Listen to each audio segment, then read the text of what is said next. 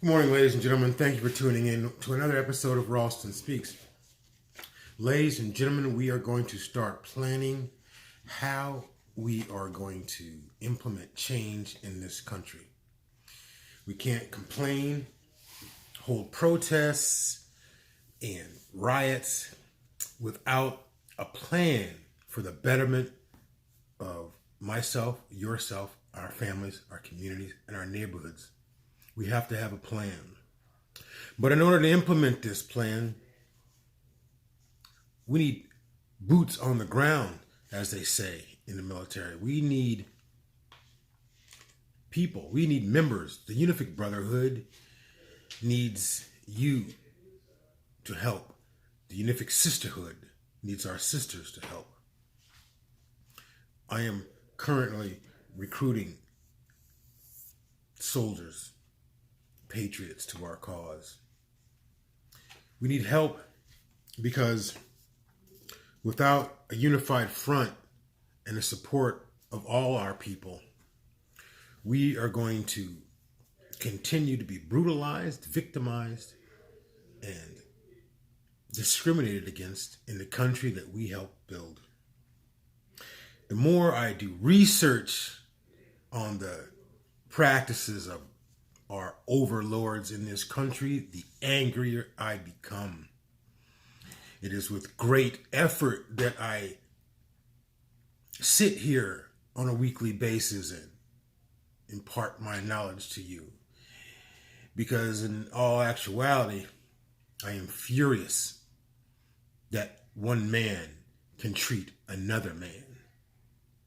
A woman can treat another woman. A race can treat another race in the ways that we have been treated.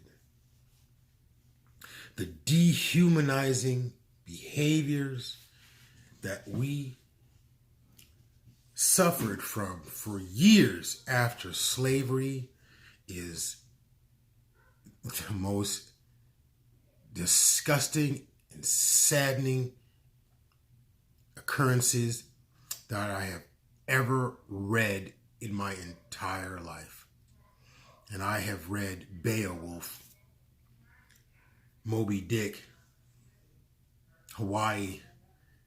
I read extensively as a child books on serial killers, graphic stories of combat, and the behavior that our people, the treatment that our people were subjected to.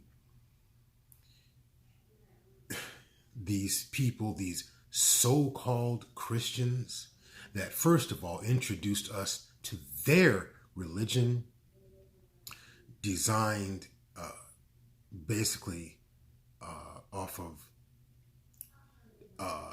humbleness and poverty is a good thing and turn the other cheek. Well, wasn't that perfect for a race of enslaved people?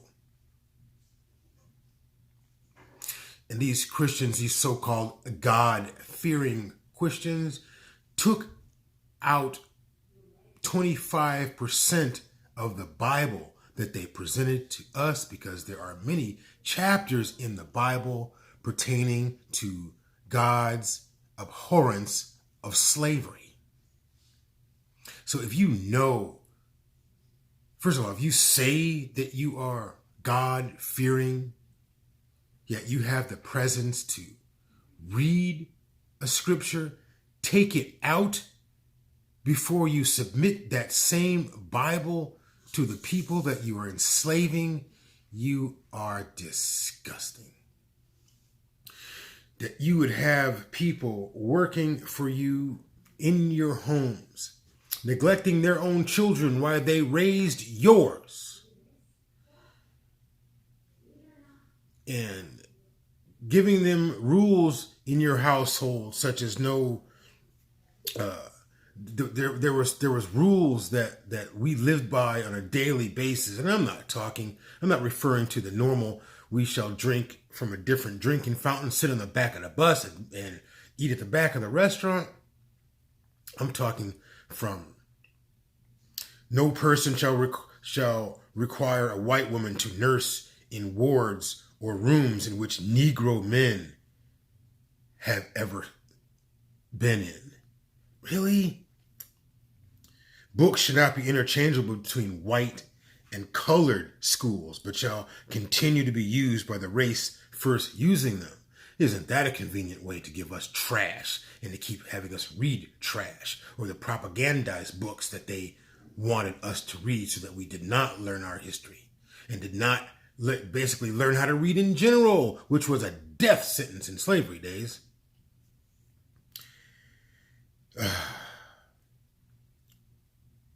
No colored barber shall serve as a barber to white women or girls. Anyone writing or publishing articles urging for the acceptance between whites and Negroes will be subject to imprisonment. If you were a white maid, they called them the help, that they paid 95 cents a week. They did all the cooking, all the cleaning, the raising of the children. Well, these maids couldn't even taste the food with the silver. They had to use a separate spoon and never put it back in the pot after they were done tasting it. If they were giving a plate, a spoon, and a fork, out of the kindness of our hearts, you could eat our food. But that plate and that fork and that cup and that spoon had to remain in a separate cupboard so that it did not come into any contact with them. If you served a white man or a white woman a cup of coffee, you had to set it in front of them. You couldn't hand it to them because it would stand a chance that your hands would touch, and black people carried diseases. These God-fearing Christians, to me, that is the epitome of hypocrisy. Now, I don't know how many of you out there listening are religious people, but we do know we're people that treat other people like that where they are today. Ladies and gentlemen, looking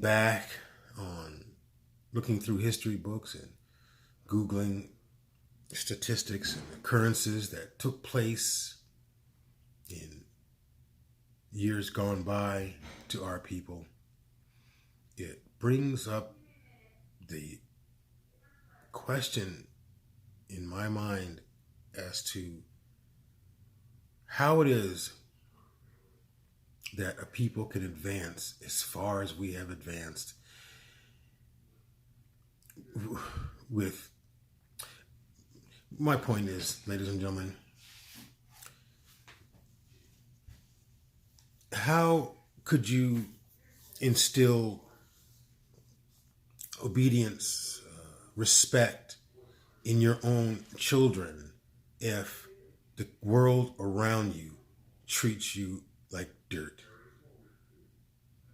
How can you uphold family structure when, since the beginning of time, the families were designed to be split apart and were split apart out of necessity?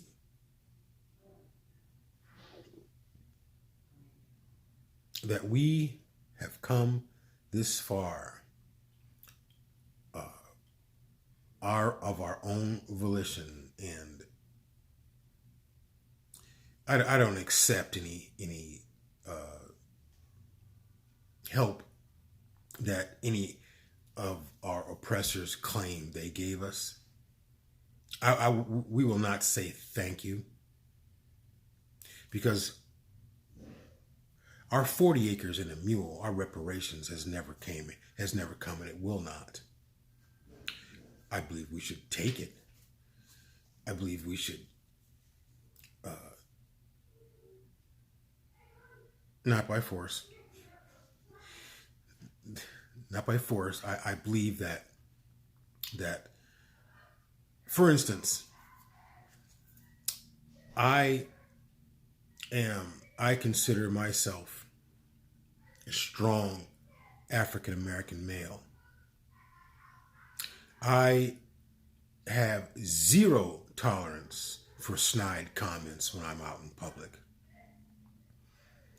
I do not show aggression outwardly, but my presence does not garnish any BS.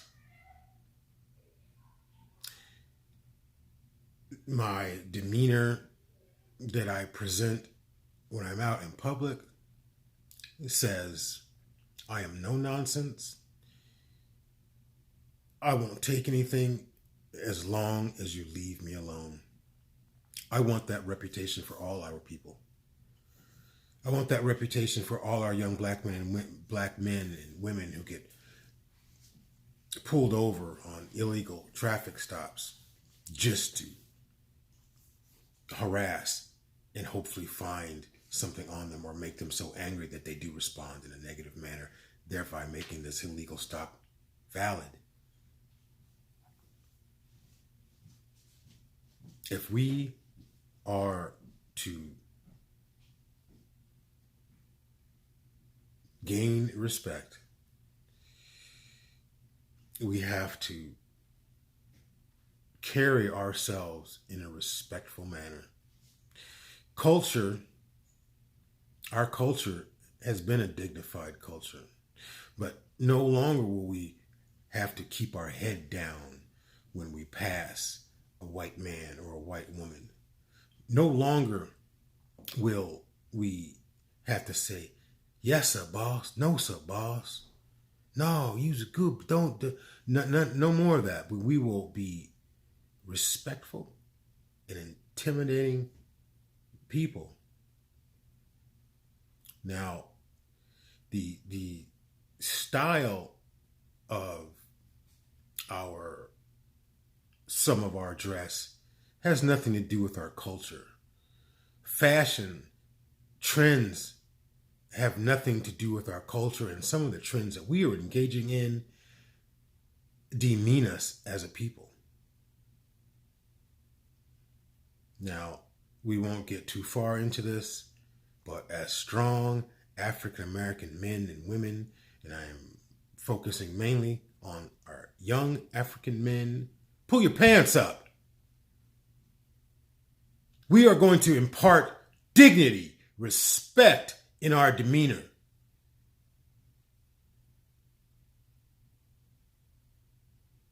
You have a birthright on this planet.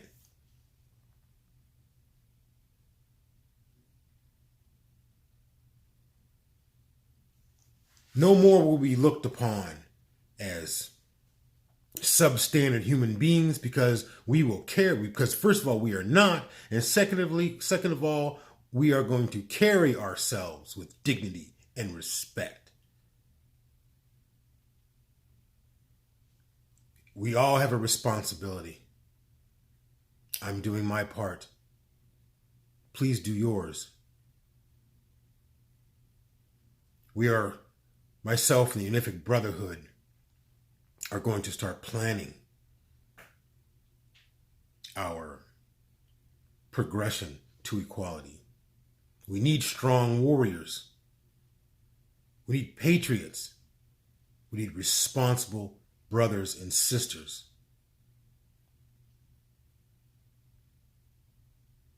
My name is Ralston. Thank you for listening.